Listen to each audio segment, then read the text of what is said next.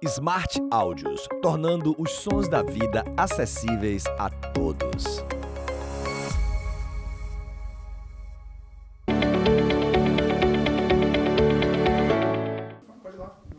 Eduardo, bom dia. Ontem foi anunciado o Goulart e também foi anunciado o Massinho em um vídeo onde você explicou a tomada de decisão, como é que o Bahia tomou essa escolha, você como o dono da chave do futebol nesse momento, como você disse aqui em março.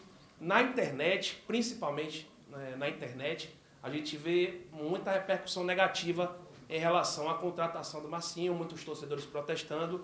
Como é que você recebeu essa repercussão negativa?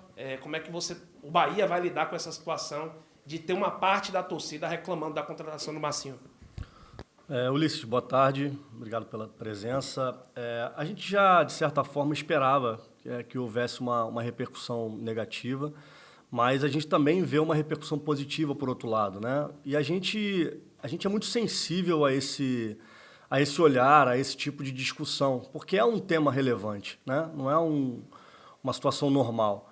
Então, a gente procura ser muito racional, analisar a situação de uma forma bem crítica, bem atenta.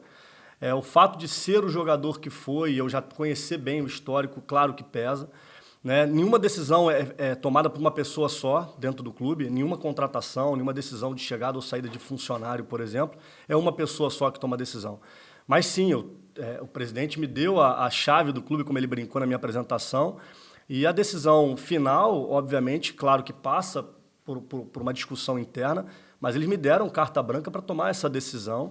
E eu entendendo o jogador que a pessoa que a própria situação que ela é delicada, gera discussão. Mas, por outro lado, essa discussão ela é muito importante, isso é muito importante a gente dizer, assim, que a gente, claro que vai sempre ter pessoas pensando positivo, entendendo a situação, outras pensando que não poderia acontecer a contratação, que é contrária à contratação. E essa discussão é importante que ela seja no melhor nível possível. A única coisa que a gente tem de preocupação com tudo isso é gerar a cultura do ódio, né?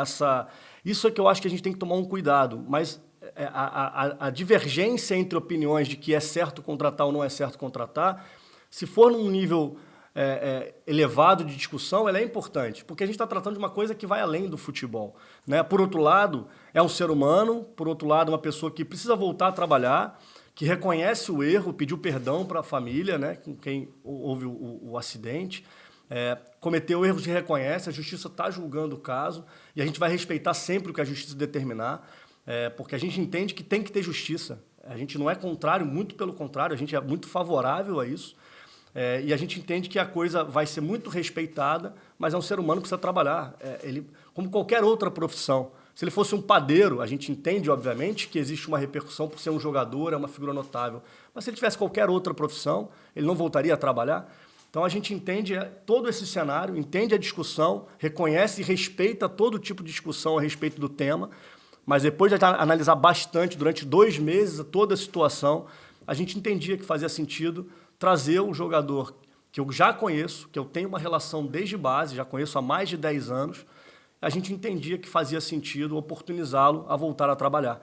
E concomitantemente a isso, a gente também entende que isso eleva o nível da equipe e nos ajudará a alcançar o principal objetivo da nossa temporada, que é o acesso. Eduardo, você falou que essa decisão ela foi tomada com uma certa análise, né, e que as decisões elas não são tomadas por uma pessoa só, apesar de você ter a chave do futebol do clube. O Bahia, ele nos últimos anos, foi um clube que se destacou por ações e temas que estão para além do futebol, né? Eu queria saber se, nessa decisão da contratação de Massinho, se o núcleo de ações afirmativas do Bahia ele foi consultado, quem participou dessa decisão e como que foi para vocês analisar o atrito que gerou, no caso, a contratação com a torcida? Porque eu vi muitos comentários nas redes sociais, inclusive de torcedores afirmando que vai cancelar o sócio ou que se colocaram no lugar, pois já passaram por situação semelhante. Como que vocês fizeram esse balanço para fazer essa contratação? É importante eu dizer que eu acompanho o Bahia, uma das grandes admirações que eu passei a ter enorme do Bahia nos últimos anos foi justamente pelas políticas inclusivas que o Bahia as ações de políticas inclusivas que o Bahia passou a ter. Isso foi muito forte, eu acho que isso marca muito a história do Bahia, do posicionamento do Bahia. E a gente também, até perante essa percepção, a gente também tem uma análise que pode gerar discussão, como eu falei anteriormente, mas que ela também pode trazer para a gente uma percepção contrária ao que, de repente, o senso comum ou algumas pessoas estão trazendo à tona de discussão. Por exemplo, quando a gente fala de incluir o atleta que passou por um acidente, poder voltar a trabalhar. Então, assim, claro que isso gera discussão, uma fala como essa também pode gerar algum tipo de discussão, do entendimento disso, mas a nossa percepção é que a gente está fazendo bem para uma pessoa que já fez acordo com as famílias, que já está sendo julgada.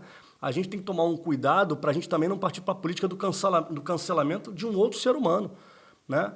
E como eu conheço o histórico desse atleta, eu me sinto muito confortável em colocar para a torcida, para a nação tricolor, que é um jogador sério, profissional, dedicado, comprometido, que cometeu erros, acho que todos nós cometemos erros na nossa vida, e que ele está pagando pelos erros que cometeu. E a gente aqui não pode simplesmente cancelar e virar as costas. Eu acho que o Bahia é um clube que pode também pensar dessa forma e abrir as portas para oferecer um novo caminho, uma nova oportunidade para um atleta como ele. Eduardo, por que o Bahia entendeu que valeria a pena esse desgaste com parte da torcida, esse clima ruim que pode se instaurar de repente? Eu acho que o Bahia, eu sempre vi o Bahia e a partir do momento que eu estou dentro, eu percebo isso muito claramente. É um clube que tem um lado humano muito forte, né? É claro que o lado humano se aflora de várias formas, né? É visto de várias formas. Volto a falar das políticas inclusivas que o clube teve, de ações bem relevantes, recentes, inclusive. E a gente discutiu, basicamente, toda a discussão ela gerou em torno desse ponto, né? Qual é o retorno que a gente vai ter em prol da ação que a gente está tomando, a decisão que a gente está tomando. E o fato da gente estar analisando o lado humano desse processo, né, de tudo que foi discutido, fez com que a gente entendesse que faria sentido. Eduardo, o Marcinho ele já estava treinando aqui no CT há pelo menos uma semana e ele é um jogador livre, né? Está livre desde abril, quando deixou o Atlético Paranaense. Por que o Bahia demorou um pouco mais de tempo para anunciar o jogador que já estava no clube? Foi também fazendo esse balanço e até esperando talvez um acerto com o Ricardo Goulart, que é um jogador que tem uma carreira bastante consolidada e que tem um certo impacto, para tentar reduzir esse atrito que teria com o torcedor?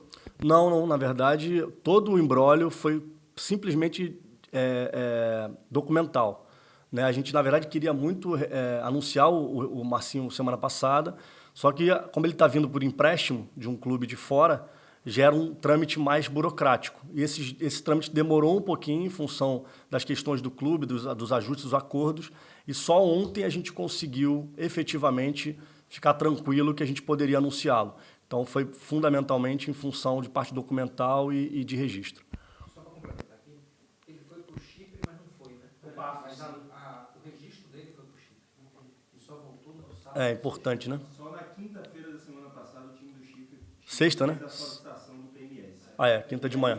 Foi enviado pela CBF para lá e depois de chegar lá tinha que voltar para cá. Só na segunda-feira, ontem, que ele foi colocado no sistema. Então, só sendo colocado no sistema que a gente poderia fazer. Você falou que ele era livre, mas, na verdade, ele está vindo como empréstimo, né?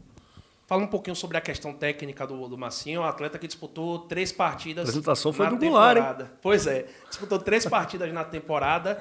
É um jogador que está sem ritmo de jogo. Como é que vocês estão observando essa questão do próprio ritmo? Como é que ele está treinando? E, claro, como é que vai ficar a questão dos laterais direitos? Você tem o André e o Borel, que são 2 caras da casa. Algum deles vai sair? Como é que você está observando isso? Com relação ao ritmo, a gente tem observado o Marcinho muito preparado, muito preparado. Talvez no primeiro jogo, no segundo jogo, ele sinta um pouquinho, talvez consiga jogar 45, 60, mas a gente vê que a adaptação dele foi muito rápida, o nível de treinabilidade dele está num nível bem alto. Hoje vocês tiveram a oportunidade de acompanhar, o treino foi muito intenso, de um volume relativamente grande, e ele acompanhou durante todo o período. Então, não nos preocupa. Talvez ele sinta um pouquinho o ritmo, né? Já tem um tempo sem jogar, mas isso aí em 1, 2 jogos, ele, até pela experiência que já tem, apesar de ainda ser jovem, ele com certeza vai nos dar uma resposta. Com relação ao André e ao Borel, né, que são os 2 laterais jovens que a gente tem, eu sempre sou muito favorável a você ter sempre na posição um jogador um pouco mais maduro e jogadores mais jovens. né, em linhas gerais. O Borel teve uma ótima participação em alguns momentos, depois oscilou, o que é normal. O André está tendo um bom momento agora. E é muito importante dizer que quem vai escalar é o campo, quem vai escalar é o treinador. Quem vai determinar quem vai jogar, o Marcinho não vem e vai botar a camisa e vai jogar. Isso vai depender do treinador. Ele vem com o status de um jogador de um nível técnico alto, vem com o status de jogador que há menos de 2 anos serviu a seleção brasileira principal. Mas o que eu entendo é que o contexto vai falar por si em relação a quem vai jogar. E o segundo ponto é o nosso trabalho interno de mostrar para esses atletas mais jovens o quanto eles também podem crescer na carreira se olhar para os jogadores de um nível como ele, que chegou à seleção brasileira, para poder se espelhar e crescer também no seu jogar, entendeu? Sobre a janela de contratações, o Bahia já anunciou 5 reforços. Eu queria que você analisasse essas contratações e se o Bahia ainda vai buscar mais jogadores. Por exemplo, o Rildo saiu, vai ter reposição. A torcida também cobra um centroavante. O Bahia está no mercado em busca desse jogador? A gente que trabalha com futebol, a gente está sempre atento, principalmente agora com essa cultura da janela. A gente sempre vai estar atento a oportunidades, mas a gente entende que a gente está chegando e os treinos cada vez mais com a chegada do Copete, chegada do Igor, com a chegada do Noga, assim, todos os jogadores que estão chegando nesse processo são jogadores que a gente percebe em campo o nível do treino como tem elevado. Então a gente está bem satisfeito com o elenco que a gente está. A gente está sempre atento ao mercado enquanto a janela estiver aberta para possíveis oportunidades, mas o elenco que a gente tem hoje, considerando a competição que a gente está disputando, considerando o posicionamento que a gente está de tabela, os concorrentes que a gente está sempre atento, mas satisfeito com o que a gente tem de elenco hoje. Se eu não estiver enganado, o Bahia ainda não anunciou nenhuma nota a respeito do Djalma. Ele foi anunciado pelo Al Limassol do Chipre, também coincidentemente de outro clube do Chipre. O jogador foi vendido? Como é que foi dada essa transferência aí? Não, na verdade, a gente está finalizando os acordos, por isso que a gente ainda não se pronunciou, né? Então, o fato de a gente não ter se pronunciado é porque a gente só vai se pronunciar quando a coisa tiver o fato consumado. Aí a gente passa direitinho os detalhes de tudo como foi a negociação. Chegou... Mas foi vendido? O jogador foi, de fato, vendido? Não, a gente está em processo final de negociação para o acerto final. Como ele não assinou ainda, a gente vai dar os detalhes depois. Ok. Chegou o Noga aí, né, mais um zagueiro para o elenco. Agora tem 6, tem Zé Vitor, tem Ignácio, Luiz Otávio, Gabriel. Enfim, são 6 zagueiros à disposição do Enderson. Algum deles aí vai sair com essa chegada do Noga? Como é que está essa avaliação? Uma análise que a gente tem feito bastante do elenco e que sempre preocupa a gente é a questão do volume de atletas, né? Então, a gente, sim, deve ter algumas saídas de atleta, não só nessa posição, a gente está analisando o elenco como um todo. Então, a tendência é que a gente tenha aí 3 a 4 saídas, para a gente poder oportunizar esses atletas a terem minutagem em outros locais, como também a gente poder ter um grupo um pouco mais enxuto para a disputa do segundo turno desses jogos que faltam. Então a gente já está trabalhando nos bastidores para isso, acredito que nos próximos 1 semana, 10 dias, a gente deve ter saída de alguns atletas, sim.